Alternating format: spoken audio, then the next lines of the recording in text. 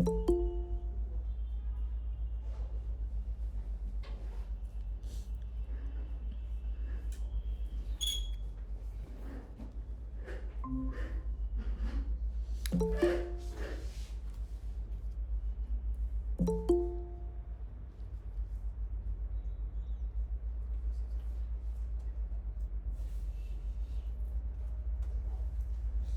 आहे, होमवर्क दिलेला झाला का?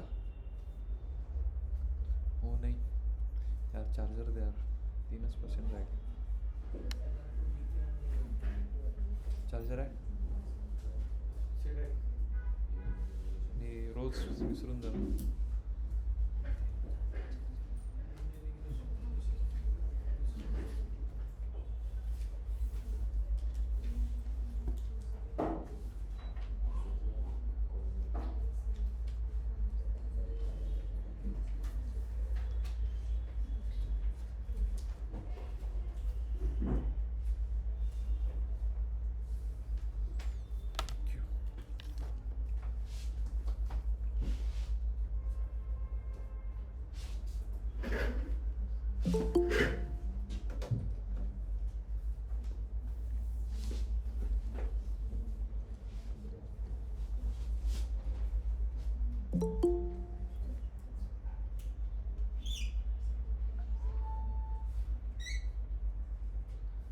केलं का? काय सांगितलं होतं लास्ट लेक्चर?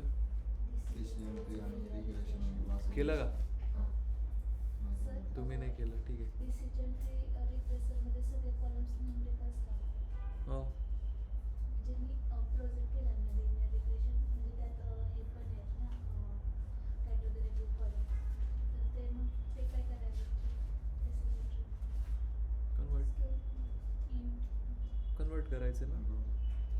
कन्वर्ट केल्यानंतर एक कॉलम, आता कन्वर्ट केल्यानंतर तुम्ही त्याला एक नवीन कॉलममध्ये स्टोअर करा किंवा त्याच कॉलममध्ये कन्वर्ट करा.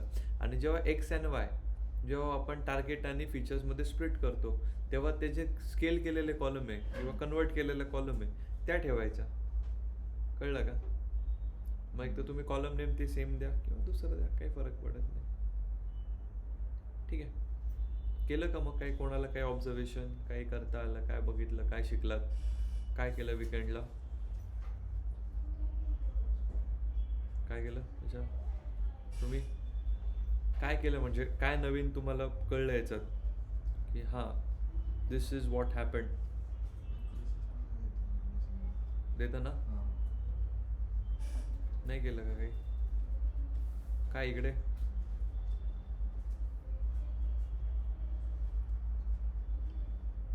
नका बोलू, मला काय, ठीक आहे असो. नेक्स्ट विल मूव्ह टू काय, तुला काय हे लाईक काय ऑब्झर्वेशन आलं? Decision tree कोणापेक्षा? लॉजिस्टिक्सपेक्षा हे चांगलं देतं आहे. ठीक आहे, मोस्टली आय मीन रिग्रेशनचं पण काम करतंच डिसिजन ट्री, बट क्लासिफिकेशनला थोडं अजून आणि स्प्लिट करत जातं ना. ठीक आहे, क्वेश्चन काय विचारता डिसिजन ट्री, मग क्लासिफिकेशन कसं काय घेतो तो? तेवढे बनवतो ना. कसं घेतो? मग मेजॉरिटी घेतो. कशासाठी? क्लासिफिकेशनसाठी. मेजॉरिटी काय, जर सगळेच लीफ नोडला येस येस येस असेल आणि 3-4ला नो नो असेल तर डेटा सायन्स चालू आहे या.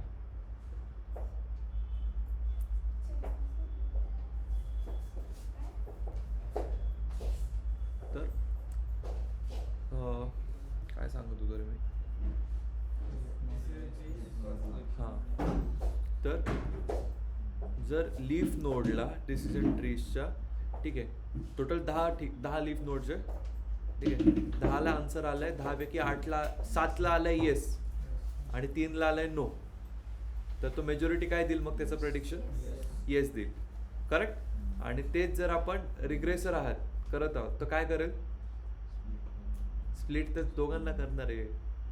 मेन प्रेडिक्शन कसं देईल हा क्वेश्चन राहतो इंटरव्ह्यूचा. मीन घेतो लीफ नोडचे जे पण येईल, जितक्या पण व्हॅल्यूज आहेत त्याचं मीन घेतो, ते तुमचं प्रेडिक्शन राहतं. कळलं? कुठे ते तुम्ही करून बघितलं असतं तुम्हाला कळलं असतं. मी तर सांगणार नाही, माझं तर काम होतं तुम्हाला सांगणार. यांनी करून बघितलं, यांना कळालं, तर मग ते ह्या अशा गोष्टी थेरॉटिकली नाही समजणार. हे असं करून बघितलं ना इंटरव्ह्यूमध्ये सांगता येतं की हां मी हे चेंज केलं.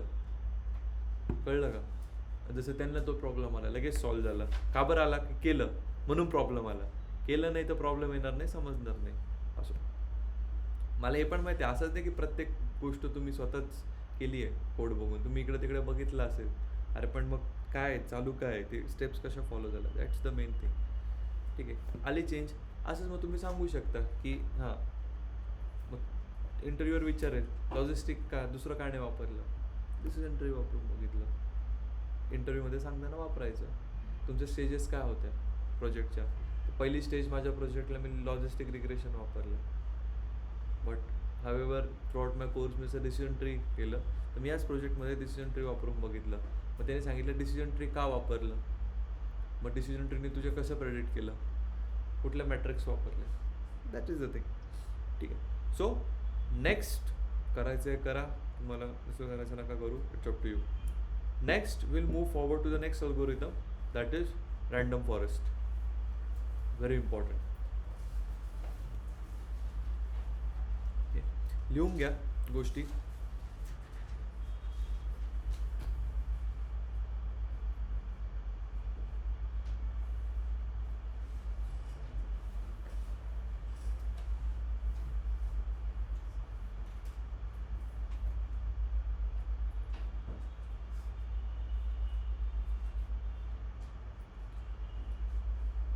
लिहिलं? समजून घ्या थोडं. रँडम फॉरेस्ट काय करतं, हा एक मशीन लर्निंग अल्गोरिदम कसं आहे. डिसिजन ट्री काय करतो तुम्हाला सांगा.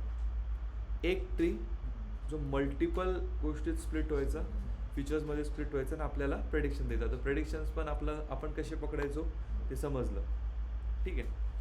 आता आणि कसल्या काही फीचर्सवरती तो स्प्लिट करायचा, करेक्ट. काही क्वेश्चन्सवरती, काही थ्रेशोल्डवरती तो स्प्लिट करत राहायचा, करेक्ट. तसंच आता विल मूव्ह टू द, आता तो किती ट्रीज होते, ते एक ट्री होता ना, करेक्ट. आता आपण फॉरेस्ट बघू. फॉरेस्ट म्हणजे काय? Collection of multiple trees.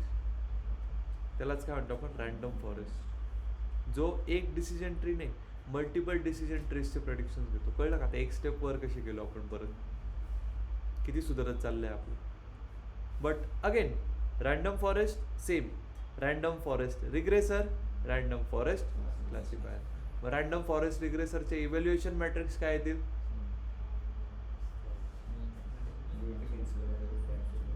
Good, बरोबर अनुज. क्लासिफायरच्या, रँडम फॉरेस्ट क्लासिफायरच्या काय येतील? बस, you got your first answer of random forest. How will you evaluate your random forest? Correct. इंटरव्ह्यूमध्ये असे विचारते, तुम्ही त्याचा आन्सर काय कराल? Sir if it is random forest regressor, मग या matrix. If it is random forest classifier, then this matrix. ठीक आहे.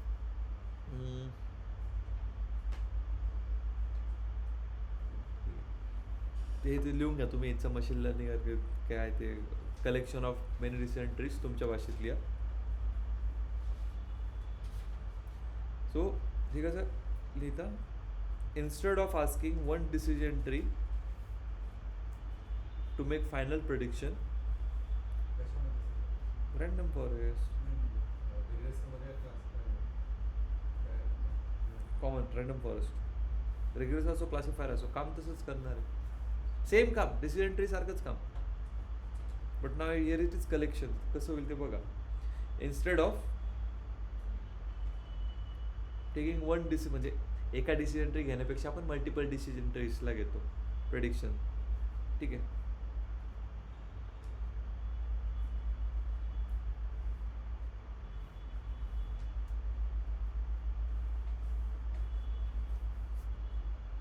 आता क्वेश्चन विचारू शकता ना तुम्ही जर इंटरव्ह्यूमध्ये गेलात की why did you choose random forest over decision tree, question येऊ शकतो. तर त्या क्वेश्चनचा आन्सर कन्सेप्ट पण क्लिअर होईल. डिसिजन ट्री इझिली ओव्हरफिट होतात. ओव्हरफिट म्हणजे काय कळलं? ठीक आहे. काय होतात? इझिली ओव्हरफिट होतात. Second, it may learn the training data too easily. Same, too closely, easily नाही, टू क्लोजली पाहिजे. म्हणजेच काय, it will perform poor on unseen data. तर हे प्रॉब्लेम आहे. ओव्हरफिट होतो. ओव्हरफिट म्हणजे काय? खूप जास्त ट्रेन होतो. खूप जास्त ट्रेन झाला म्हणजे अनसीन डेटावर तो काय करतो, प्रेडिक्ट करतच नाही. Correct. That is the main issue.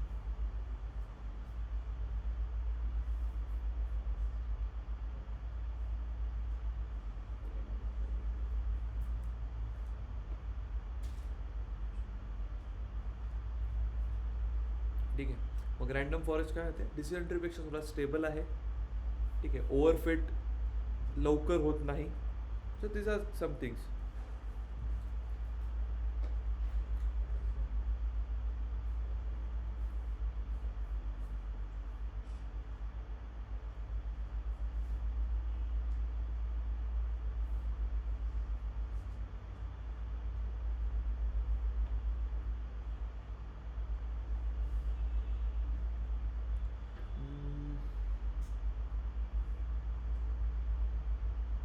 Working कुठे लिहिली?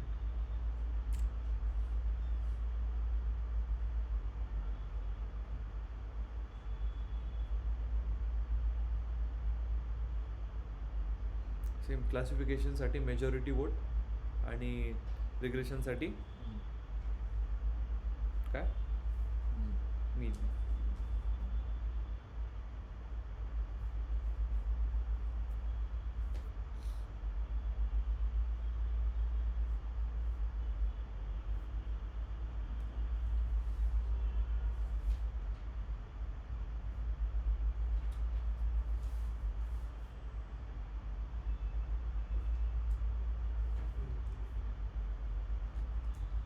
एक लिहा, एक खूप इम्पॉर्टंट म्हणजे असं नोट करून लिहा वरती.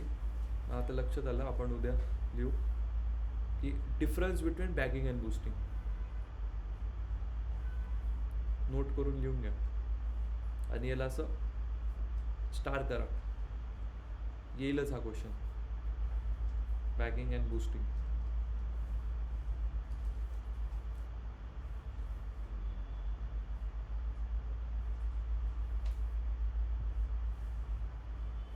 थोडं थिअरी आहे, समजून घ्या.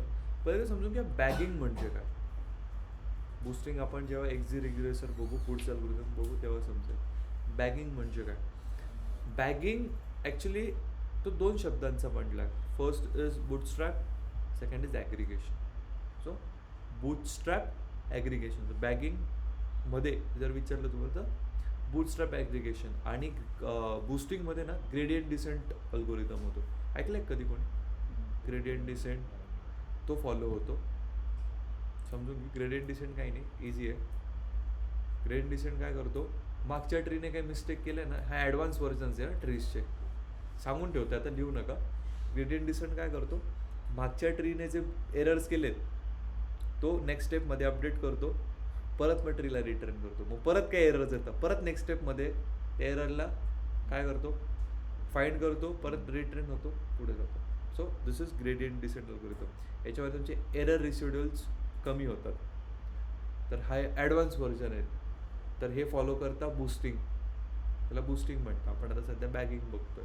ठीक आहे. बॅगिंग काय फॉलो करतं, बूटस्ट्रॅप ॲग्रिगेशन. आणि बूस्टिंग काय करतं, ग्रेडियंट डिसेंट अप्रोच फॉलो करतो. ग्रेडियंट डिसेंट अप्रोच कळला का काय, थोडक्यात इन डिटेल बघू. बॅगिंगसाठी लिहून घ्या. Firstly it follows bootstrap aggregation. त्यामध्ये ॲक्च्युली बूटस्ट्रॅप आहे काय.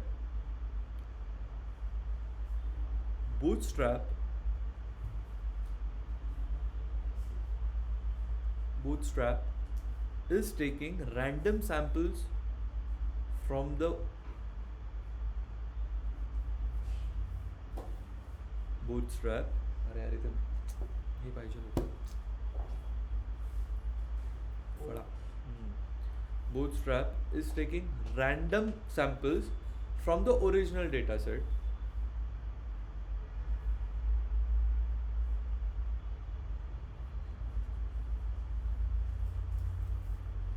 with replacement.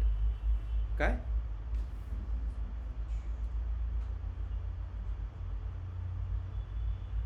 with replacement. समजलं? हे मी थोडं तुम्हाला एक्सप्लेन करतो हे नक्की काय म्हटलंय. ठीक आहे. लक्षात द्या, ऑनलाईन ट्राय टू व्हिज्युअलाइज मी जे बोलतोय. रॅन्डम फॉरेस्ट काय आहे, मल्टिपल ट्रीज आहे, खूप इम्पॉर्टंट कन्सेप्ट आहे बूटस्ट्रॅप, समजून घ्या. मल्टिपल ट्रीज आहे, करेक्ट, खूप ट्रीज आहे आपण बोलतोय. आणि आता तुम्ही काय लिहिलंय, वाचा एकदा. हां वाचा. Taking random samples from original data set. काय? With replacement. With replacement. समजून घ्या, रँडम सॅम्पल्स म्हणजे काय. सपोज एक ट्री आहे, त्यांनी सॅम्पल्स घेतले आहेत लेट्स से 1 2 3 4. काय सॅम्पल घेतले, 1 2 3 4. ठीक आहे, हा पहिला ट्री रँडम फॉरेस्टचा. आपण काय बोललोय, random forest is a collection of multiple trees. ठीक आहे.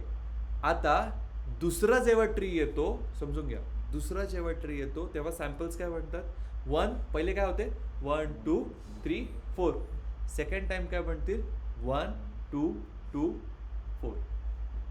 काय झालं, विथ रिप्लेसमेंट चेंज झालं काही. ठीक आहे, सेम डेटा आहे. कळलं का, नाही कळलं, समजलं सरांजली, नाही समजलं, असं नाही ना दिलं. पहिला सॅम्पल काय होता आपल्या ट्रीचा, ओरिजिनल सॅम्पल काय होता 1 2 3 4. ठीक आहे, सपोज असंच पकडू बघा, साहिल साक्षी गौरी आणि हे 1 2 3 4. ठीक आहे, हे सॅम्पल झाले पहिल्या ओरिजिनल ट्रीचे. आपण काय म्हणतोय, हा रँडम फॉरेस्ट काय करतो, मल्टिपल ट्रीज बनवतो. आता हा मल्टिपल ट्रीज बनवणार कसं, हा प्रश्न आहे ना. फॉरेस्ट बनवणार कसं, प्रश्न तर आहे. तर आपण ह्या प्रश्नाचं उत्तर लिहिलंय. कसं बनवतोय, रँडम सॅम्पल्स घेऊन. रँडम सॅम्पल्स कसे, काय, साहिल साक्षी गौरी अभि. सिम्पल, साहिल साक्षी साक्षी अभि. हा पहिला सॅम्पल. ठीक आहे. ठीक आहे, पहिला ट्री काय होता, ओरिजिनल ट्री. सेकंड हा सॅम्पल झाला. तिसरा सॅम्पल साहिल साहिल गौरी साक्षी. ठीक आहे, याच्यावरनं थोडं ट्री शिकेल. कळलं का. मला एक हे द्या, हां दे एक मिनिट. पेन नाही आहे का, ती आणली पण केवढी मोठी पेन्सिल. कधी आहे बड्डे, कधी असतो, तिथीनुसार काय असेल तर सांग बाबा, करतो. याचा फोटो ग्रुपवर पाठवून द्या. हे बघा, सिम्पल 1 2 1 2 3 4. हा काय तुमचा, हा ओरिजिनल आहे, दिसतंय का. 1 2 3 4 हा ओरिजिनल डेटा आहे. आता हा तुमचा पहिला ट्री झाला. आपण डिसिजन ट्री याच्यावरच करत होतो, बरोबर, एक डिसिजन ट्री. आता आपण रँडम फॉरेस्ट मध्ये आलो. Random forest what it is making show that की it is collection of multiple trees. आता हे मल्टिपल ट्रीज बनणार कसे, असं तर नाही ना आपण जाऊन उगवणार आहात, असं काही आहे का, नाही. हे काय करेल, याच्यातनंच बनवेल ना. तर मग याच्यातनं कसं बनेल, लक्ष द्या. 1 1 2 2 1 2 4 3.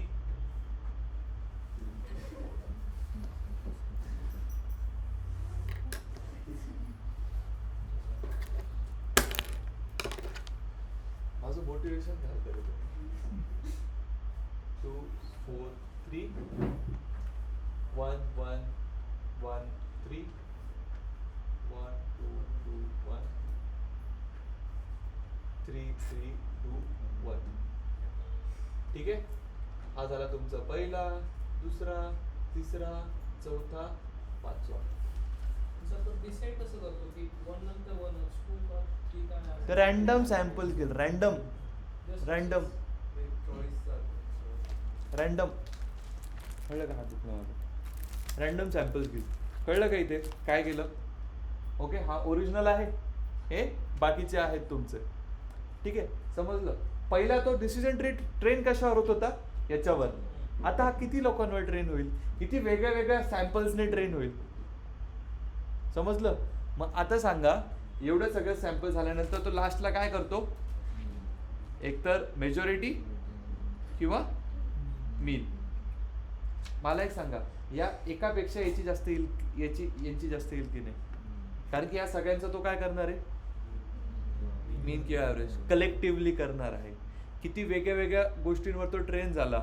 जसं आपण लहान मुलाला सांगतो हे डस्टबिन आहे, बरोबर, त्याला आता 4 वेगवेगळे शेप्स दाखवल्यावर तो मग प्रेडिक्ट करेलच ना. तर त्याला लहानपणीपासून यालाच डस्टबिन म्हणणं शिकवलं, उद्या त्याने ते नगरपालिकेचं बघितलं त्याला तर बोलणार नाही, बरोबर ना? नाही बोलणार ना. तेच शिकवताना आपण त्याला 4 वेगळ्या वेगळ्या सॅम्पल्सवर आता तुम्हाला ते म्हणजे हसा काही प्रॉब्लेम नाही, पण तसंच शिकावं लागेल त्याच एक्झाम्पलने. जर त्याला सांगितलं तर नाही कळणार. सिम्पल.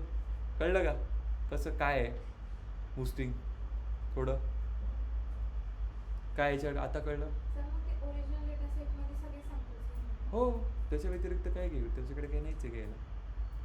त्यात नाही ना रँडम, त्यात सगळे असतात. एक ओरिजिनल तर असेलच म्हटलं, Original और random. बाकीवर सगळे बनतील, म्हणून रॅन्डम फॉरेस्ट. ठीक आहे, ऑनलाईन समजलं का?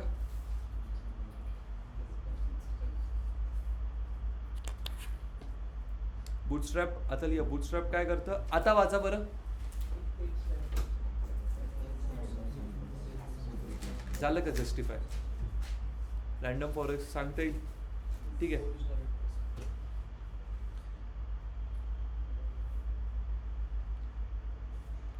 So every tree gets a slightly different version of data, बरोबर ना? प्रत्येक ट्री, किती ट्री बनवले आपण इथले? 4 बनले. असे किती ट्रीज बनतील? करेक्ट. आपण ते ऑप्टिमाइज पण करू शकतो बरं का, नंबर ऑफ ट्रीज. त्याला असतात, आपण काउंट देऊ शकतो किती पण. आता त्याच्यावरती एक बनतील नाही, फॉर्म्युला असं काही नाही आहे, आपण लिमिट करू शकतो त्याला. तर ते कशामध्ये कराल लिमिट? कशामध्ये कराल? मॅक्झिमम त्याच्यासाठी करू that's height of the tree. N estimators as if I am not wrong. करा ना सर्च एकदा, number of trees in random forest, N estimators असं ChatGPT ला. नाही नाही, मग होतं ना, इट टेंड्स टू ओव्हरफिट. मग त्यासाठीच तर मी तुम्हाला विचारलं काय करता येईल. ट्युनिंग, ट्युनिंगमध्ये तेच तर शिकलो आपण. मग त्यासाठी हायपर पॅरामीटर ट्युनिंग. मग त्यातला कुठला हायपर पॅरामीटर आहे? शक्यतो मला आठवतं एन एस्टिमेटर आहे, एकदा बघा तोच आहे का. N estimator, number of trees, search करा बरं एन एस्टिमेटर काय आहे.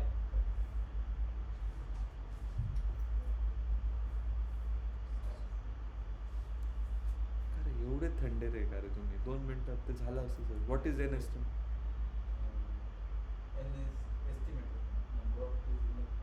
करेक्ट, बरोबर, एन एस्टिमेटरच आहे मी.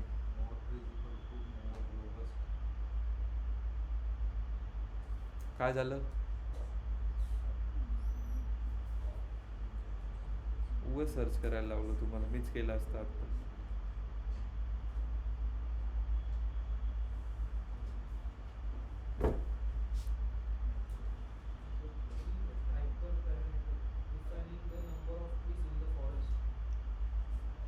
आहे का? बरोबर, कळलं का? तुम्हाला बोललो ना मी, आपण ऑप्टिमाइज पण करू शकतो, किती ट्रीज बनवायचे आहेत किती नाही. Typically value ranging from 100 to over 1000.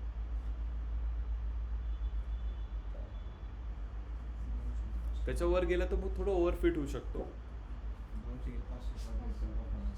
हां मग तेच ना. आता हे ऑप्टिमाइज कशामध्ये करतो आपण? ट्युनिंगमध्ये. ठीक आहे, चलो पुढे बस.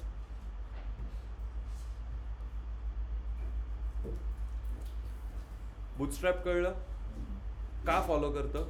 ॲग्रिगेशन काय? After training benefits combine their outputs. Aggregation म्हणजे एक तर क्लासिफिकेशन, आणि ॲग्रिगेशन म्हणजे काय? बूटस्ट्रॅप. ॲग्रिगेशन म्हणजे कंबाईन करून काय ॲग्रिगेट फंक्शन लावलं. तर ॲग्रिगेट फंक्शन रिग्रेशन आणि क्लासिफायरनुसार लागतो. क्लासिफायर असेल तर मेजॉरिटी, रिग्रेसर असेल तर मीन. समजलं रॅन्डम फॉरेस्ट? काय डिफिकल्टी कोणाला? का रॅन्डम, का बूटस्ट्रॅप, का ॲग्रिगेशन, वाय नॉट डिसिजन ट्री? ठीक, चलो.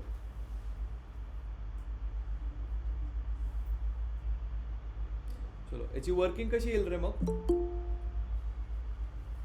चलो वर्किंग समजा step 1, working of random forest कसा वर्क होतो. ओरिजिनल डेटा 1000 रोजचा सपोज.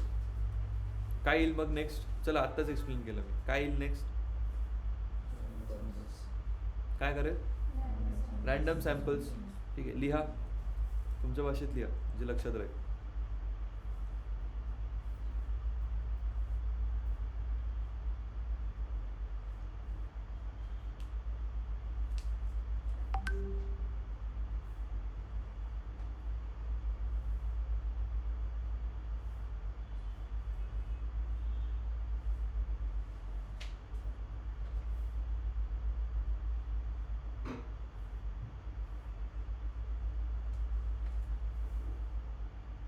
तिसरी स्टेप काय येईल?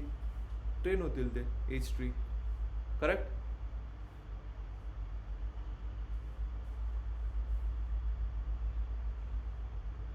आणि चौथं काय मग?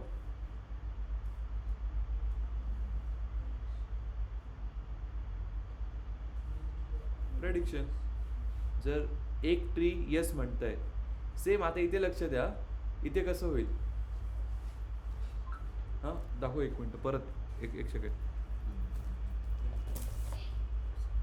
आहे ना, चालू आहे ना?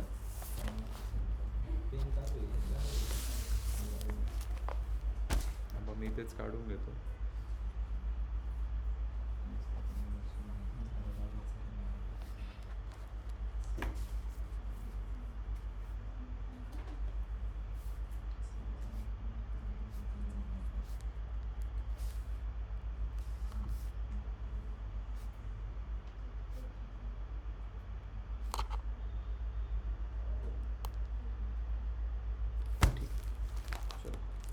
हे चार काय आहेत रे? हे चार काय? चार वेगवेगळे डिसिजन ट्री आहे. कलेक्टिव्हली ते काय फॉर्म करता एक रॅन्डम फॉरेस्ट. ठीक आहे, एक डिसिजन ट्रीचा वोट कसा घ्यायचो आपण? लीफ नोडला जे आलेत त्याची मेजॉरिटी घेऊन किंवा मीन घेऊन घ्यायचो. इथे आपण प्रिडिक्शन कसे घेणार? प्रत्येक डिसिजन ट्रीची मेजॉरिटी चा क्लासिफायर असेल तर. याच्यामध्ये कळलं का कसं चालू आहे? नंतर दाखवून देतो बाळांनो. एक डिसिजन ट्री मध्ये कसं चालू आहे? हे लीफ नोड्स आहेत. Leaf nodes, you are getting yes, yes, no,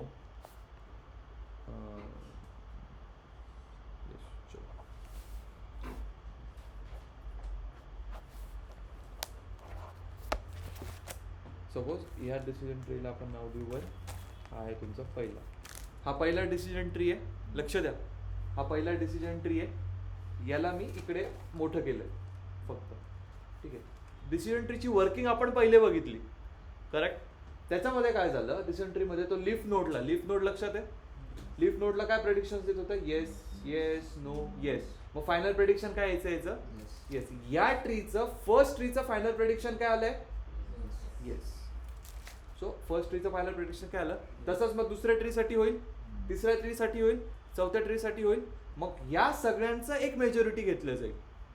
okay, या सगळ्यांची एक मेजॉरिटी आली. काय आली? सगळ्यांची yes, yes, yes. Okay. Random फॉरेस्टचं फायनल आन्सर काय आलं? कळली का वर्किंग? काय डिफिकल्टी? समजलं?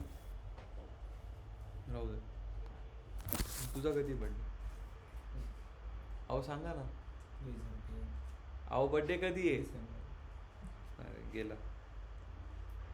कोणाचा आहे का एप्रिलमध्ये? नाही? हां, नाही मग त्याला रिटर्न गिफ्ट देऊ आपण. कोणाचा आहे? संदेशचा आहे का? ठीक आहे, चलो.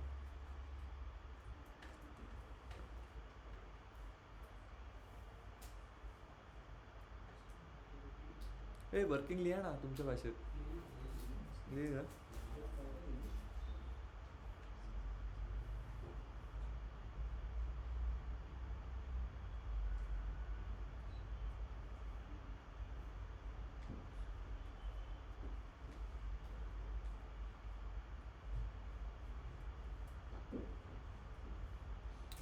ॲडव्हान्टेजेस लिहून ठेवा रे.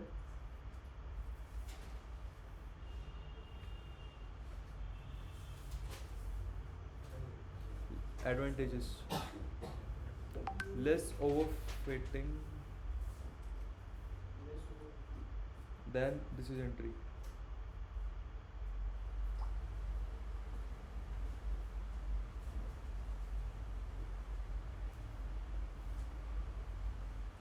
Works on both classification and regression. Can handle large data sets.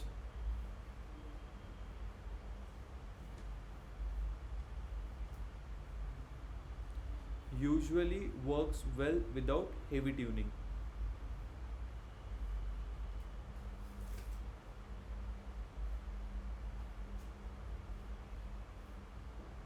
Usually works well without heavy tuning.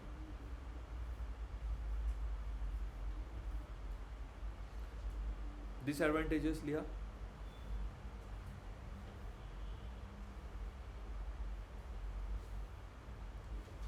Disadvantages: slower than one decision tree,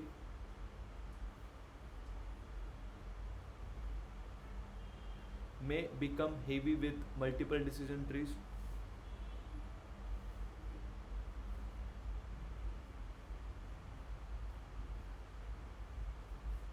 आणि एक तिसरं तुमच्या मनाने लिहा, म्हणजे इंटरव्ह्यूमध्ये तुम्ही सांगू शकता, whenever we want very quick predictions with less processing time, at that point in time random forest may fail.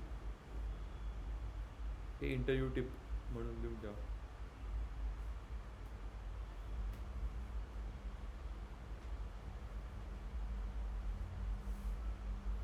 ठीक आहे, तुमच्या भाषेत लिहा, झालं की सांगा.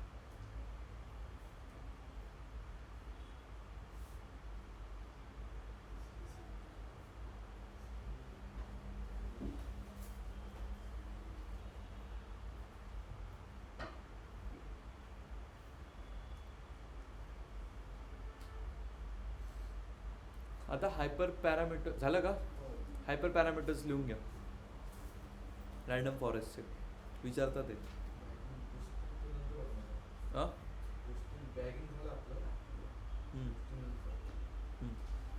त्यासाठी तुम्हाला एक्झिबूस्ट रिग्रेसर हा अल्गोरिदम समजावा लागेल. त्यासाठी तुम्हाला ग्रेडियंट डिसेंट अप्रोच समजावा लागेल. असाच त्यासाठी हे पाहिजे, फळा पाहिजे. एन एस्टिमेटर्स पहिला तेच लिहून घ्या ना, आता तो लक्षात आला. काय एन एस्टिमेटर? किती number of trees?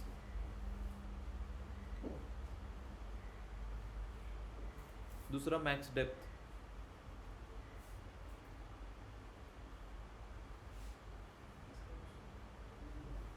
Max depth, N estimators, max features.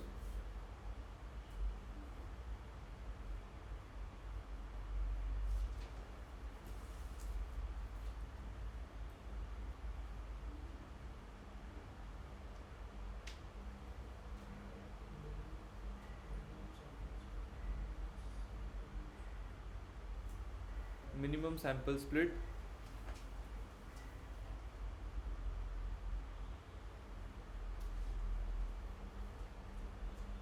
हे लक्षात ठेवा पॅरामीटर.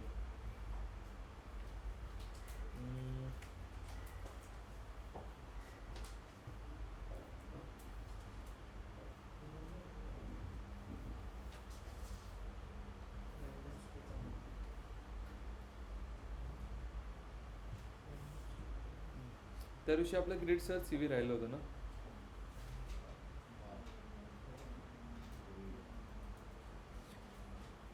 आता आज हायपर पॅरामीटर्स समजलं ना, म्हणून आज सांगतो ग्रीड सर CV काय. ग्रीड सर CV काय करतं हे ना,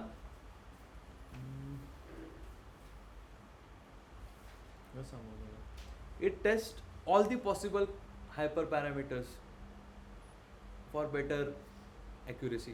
कळलं काय करतं? एक ग्रीड आहे जी सगळे best possible hyper parameters check करते तुमच्या मॉडेलसाठी. ठीक आहे, नंतर आपण जे ऑप्टिमाइज करतो, but it gives you the best parameters. ठीक आहे, याचं थिओरिटिकल आहे ना. Tries all combination of values we provide. म्हणजे मला एक सांगा, आपण दिलं एन एस्टिमेटर्स, आपण दिलं 50 ते 100. तर ते 50 ते 100 मध्ये जे आपण बेस्ट बसतंय ना ते चेक करेल. Simple, clear as that. थोडं माझं हे झालं, समजलं का? ग्रिड सर्च CV काय करतं, आपण हायपर पॅरामीटर्स देतोय. आता तुम्ही काय प्रत्येकासाठी चेक करणार का? त्यापेक्षा देऊन ठेवा एक 50 ते 100. ग्रिड सर्च CV काय करेल, 50 ते 100 रेंजमध्ये, प्लस तुम्ही मॅक्स डेप्थ एवढी दिली आहे. मिनिमम फीचर कुठले कुठले लिहिले आपण हायपर पॅरामीटर्स, जे पण लिहिले आहेत 3 ते 4 एन एस्टिमेटर वगैरे जे पण सगळे लिहून ठेवले, त्या सगळ्यांची आपण एक रेंज दिली. ती कशी देता माहिती आहे का? मॅक्स डेप्थ अशी स्क्वेअरमध्ये पुढे रेंज देऊन ठेवली.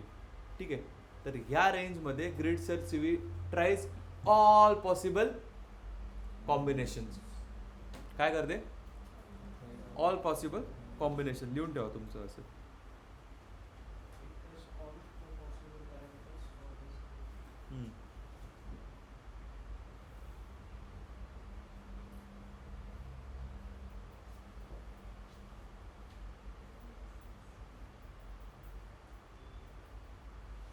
म्हणजे जे आपण दिलेली रेंज आहे ना, रेंज म्हणण्यापेक्षा दिलेले जे पॅरामीटर आहे, तुम्ही 50-100 ठीक आहे, त्यातलं एक चेंज करेल किंवा इट चेक्स लाईक दिस. दे परत अजून मॅक्स डेप्थ पण देऊ का? काय झालं? आम्हाला लिहून घेतो मी, माझा हातला दुखतो. इथे लिहू का? करू का इथे?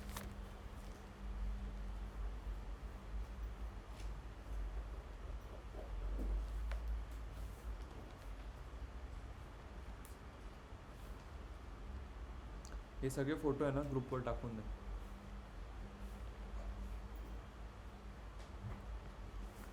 ठीक आहे, कशी दिली आपण ग्रिडमध्ये? एन एस्टिमेटर्स 50 ते 100. तेजस लक्ष दे. एन एस्टिमेटर्स 50 ते 100, मॅक्स डेप्थ 50 ते 10. त्याची चेक कशी करते माहिती आहे का? वन थिंग सगळ्यात इम्पॉर्टंट, जी म्हणजे काही बुक्समध्ये कसं दिलंय,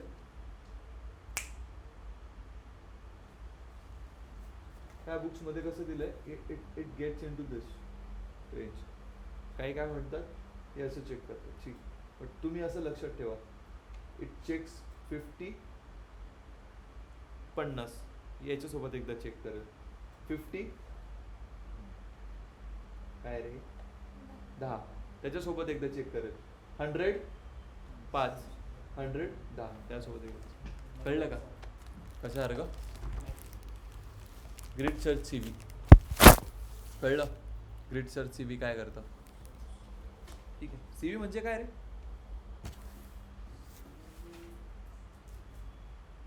क्रॉस व्हॅलिडेशन लिहून ठेवा.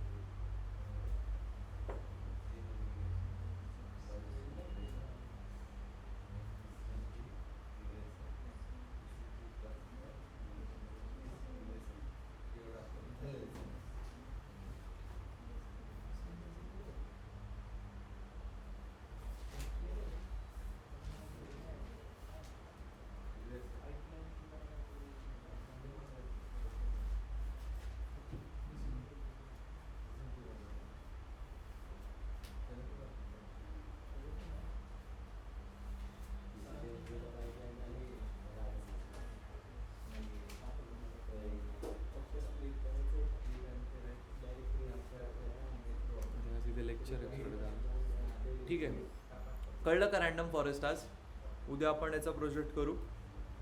ठीक आहे, then will move to next. ठीक आहे, आणि थोडं झोपा काढून येत जा सगळे सगळे सगळे सगळे.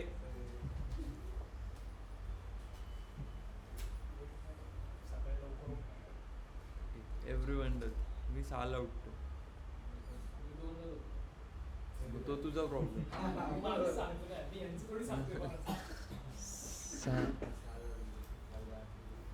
फिरणं बंद कर मग रात्रीचं.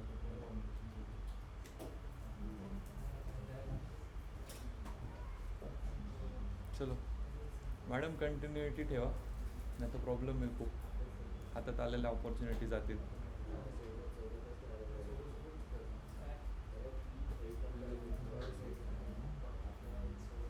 येणार आहे का कंटिन्यू का नाही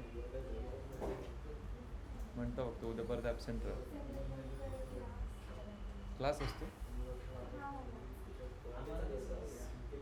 मी एका ठिकाणी होतो मॅसेज 7ला भरायचा क्लास 7 ते 9 डेटा सायन्सचा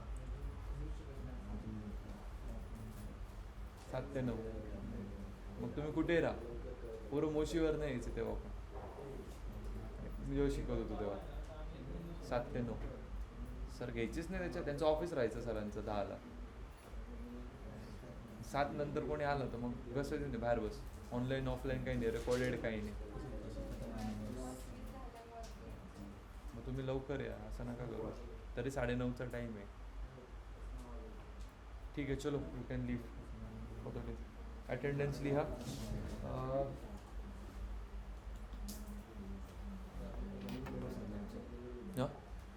हां बंद करा online yes you can leave. समजलं ना आजचं कोणाला काय डाऊट हो देतो एक